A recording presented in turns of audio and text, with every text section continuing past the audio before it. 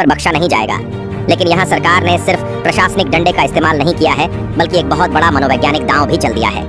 सरकार की तरफ से यह साफ संदेश दे दिया गया है कि जो लोग खुद अपनी मर्जी से अपने देश वापस लौटना चाहते हैं वे लौट जाएं, उन पर कोई दंडात्मक कानूनी कार्रवाई नहीं की जाएगी और उन्हें सुरक्षित वापस जाने का एक मौका दे दिया जाएगा। यह एक ऐसी चाल है जिसने सीधे घुसपैठियों के दिमाग पर गहरा असर किया है। उन्हें अच्छी तरह समझ में आ गया है कि अगर वह जांच में पकड़े गए तो उन्हें लंबी सजा काटनी पड़ेगी, उन पर भारी जुर्माना लगेगा और उनके पास बचने का कोई कानूनी रास्ता नहीं बचेगा।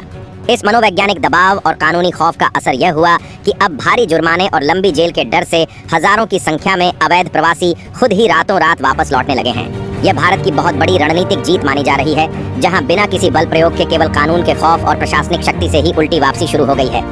रातों रात लोग अपने अवैध ठिकाने छोड़कर भाग रहे हैं।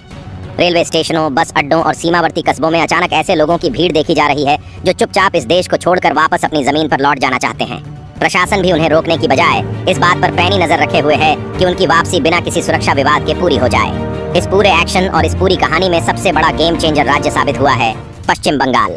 पश्चिम बंगाल में हुए प्रशासनिक बदलावों और नई व्यवस्था के बाद घुसपैठियों पर कार्रवाई बहुत अचानक और अप्रत्याशित रूप से तेज हो गई है। यह एक ऐसा राज्य है जिसकी भूमिका इस पूरे मामले में सबसे ज्यादा महत्वपूर्ण रही है, क्योंकि भारत और बांग्लादेश के बीच कुल 4096 किलोमीटर लंबी सीमा लगती है, जिसका एक बहुत बड़ा हिस्सा यानी करीब 2216 किलोमीटर अकेले पश्चिम बंगाल से सटा हुआ है। इतनी लंबी सीमा होने के कारण यहाँ ऐसी अवैध गतिविधियाँ और घुसपैठ सबसे ज्यादा होती थीं, लिहाजा वहाँ के प्रशासन का रुख सबसे ज्यादा मायने रखता है। नई प्रशासनिक व्यवस्था ने आते ही सीमा सुरक्षा को लेकर ऐसे ऐतिहासिक और कड़े फैसले लिए हैं जिनकी किसी ने उम्मीद भी नहीं की थी। जो काम सालों से फाइलों के अंदर दबा हुआ था, उसे कुछ ही दिनों के अंदर अमली जामा पहना दिया गया है। पश्चिम बंगाल के प्रशासन ने मात्र 7 दिनों के भीतर ही 600 हेक्टेयर भूमि सीधे सीमा सुरक्षा बल यानी BSF को सौंप दी है। यह कोई छोटी मोटी बात नहीं है, बल्कि यह राष्ट्रीय सुरक्षा के लिहाज से एक बहुत बड़ा मास्टर स्ट्रोक है। सालों से जमीन न मिलने की वजह से सीमा पर कटीले तारों की बाढ़ लगाने का काम अटका हुआ था, लेकिन इस फैसले से BSF को पूरी छूट मिल गई है कि वह बिना किसी स्थानीय रुकावट के सरहद पर मजबूत फेंसिंग का काम पूरा कर सके। अब BSF को किसी भी तरह की कागजी कार्रवाई के लिए महीनों इंतजार नहीं करना पड़ रहा है। इसके अलावा राज्य में जगह जगह आधुनिक डिटेंशन सेंटर बनाने की प्रक्रिया भी तेज कर दी गई है, ताकि पकड़े गए घुसपैठियों को सुरक्षित रखा जा सके और फिर उन्हें पूरी कानूनी प्रक्रिया के तहत वापस उनके देश भेजा जा सके। यह सब इतनी तेजी से हो रहा है कि अवैध काम करने वाले सिंडिकेट को संभलने तक का मौका नहीं मिल पा रहा है। इससे भी बड़ा रणनीतिक फैसला लिया गया है चिकन नेक कॉरिडोर को लेकर। बहुत से लोग नहीं जानते होंगे कि चिकन नेक कॉरिडोर क्या है और इसकी रणनीतिक अहमियत क्या है। इसे सिलीगुड़ी कॉरिडोर भी कहा जाता है और यह भारत के नक्शे पर एक बहुत ही संकरा और पतली जमीन वाला हिस्सा है जो बिल्कुल कुछ किलोमीटर ही चौड़ा है। यह वह एकमात्र जमीनी रास्ता है जो हमारे पूरे पूर्वोत्तर राज्यों को भारत के बाकी हिस्सों से जोड़ता है। यह इलाका रणनीतिक रूप से इतना ज्यादा संवेदनशील है कि यहाँ जरा सी भी चूक या जरा सी भी विदेशी घुसपैठ पूरे देश की संप्रभुता और सुरक्षा व्यवस्था के लिए सबसे बड़ा खतरा बन सकती है।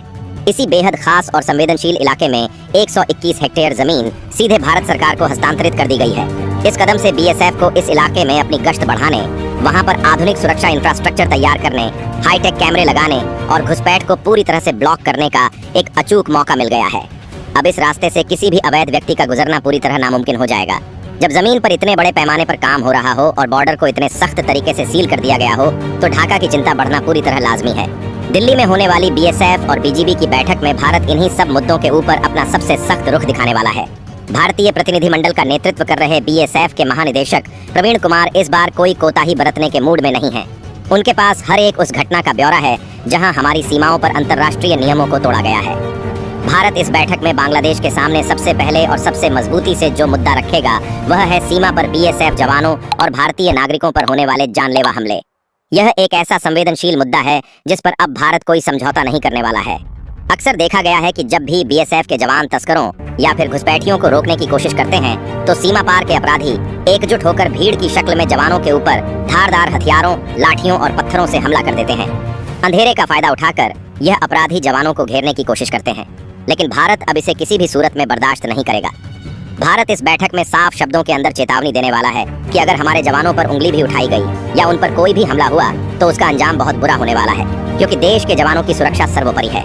बांग्लादेशी अपराधियों और उग्रवादी तत्वों की इस दुस्साहसिक गतिविधि पर पूरी तरह से लगाम कसने के लिए भारत एक ठोस और जवाबदेह मैकेनिज्म की मांग करेगा, जिसके तहत सीमा पार बैठे उन तस्करों के आकाओं पर कड़ी कानूनी कार्रवाई की जा सके और उन्हें गिरफ्तार किया जा सके।